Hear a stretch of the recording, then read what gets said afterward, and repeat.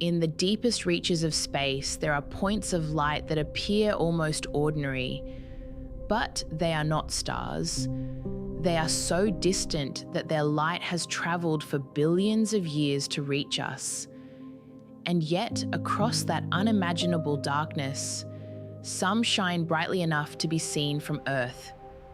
These are quasars, the blazing hearts of young galaxies, powered by some of the most extreme objects in existence. A single quasar can outshine the combined light of every star in its galaxy. Some release thousands of times more energy than the entire Milky Way from a region smaller than our solar system. Nothing this compact should be able to burn so brightly. And at the center of it all is an object that produces no light of its own. A supermassive black hole. A quasar is not the black hole itself.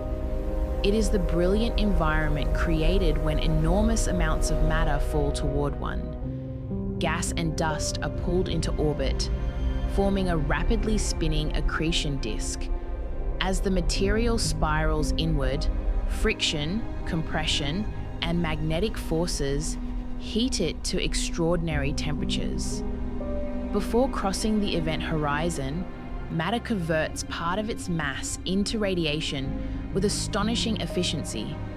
The disk floods space with visible light, ultraviolet radiation, and X-rays.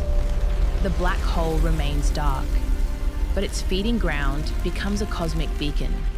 Some quasars also launch narrow jets of charged particles from the region surrounding the black hole. Guided by powerful magnetic fields, these jets can race outward at nearly the speed of light and stretch across entire galaxies.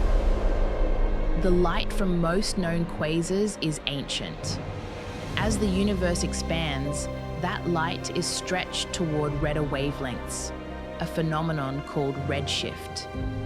The greater the redshift, the farther back in cosmic history we are looking. Some quasars are seen as they existed when the universe was less than 1 billion years old. Their light began its journey before the Sun, Earth, or the Milky Way as we know it had formed. This makes quasars more than distant objects. They are time capsules. By studying their light, astronomers can examine the gas between galaxies, trace the growth of early cosmic structure, and investigate how the first massive galaxies evolved. But quasars also reveal a problem. Some early quasars are powered by black holes containing billions of times the mass of the Sun. How did they grow so enormous, so quickly? Black holes can gain mass by consuming surrounding material and merging with other black holes. But even under favorable conditions, growth takes time. The earliest quasars seem to have assembled their central giants at remarkable speed.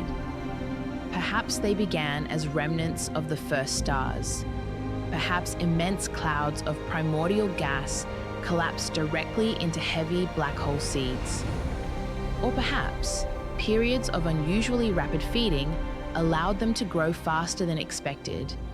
Astronomers have evidence for parts of this story, but no single explanation has yet solved every case.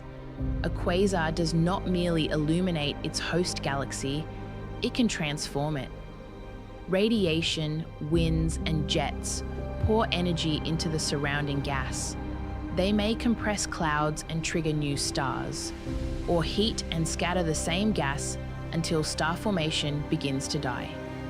In this way, a region near one black hole can influence a galaxy spanning hundreds of thousands of light years. Eventually, the available fuel thins out. The accretion disk fades. The quasar becomes quiet, leaving behind a dormant, supermassive black hole.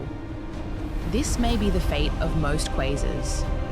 It may also be part of our own galaxy's past. The black hole at the center of the Milky Way is quiet today, but signs of ancient activity suggest it was not always so calm.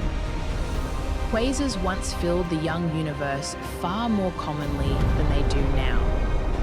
Their brightest age has passed, preserved only in light still crossing the cosmos.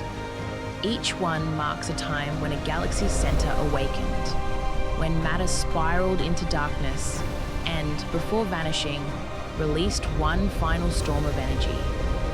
We see that storm billions of years later. We measure its heat, map its spectrum, and use it to illuminate regions of space that would otherwise remain invisible. Yet behind the brilliance, the oldest question remains: how did the universe build such monsters before it had barely begun? Far away, the first quasars are still shining toward us, ancient beacons surrounding newborn black holes, carrying an answer through the dark that we have not yet learned how to read.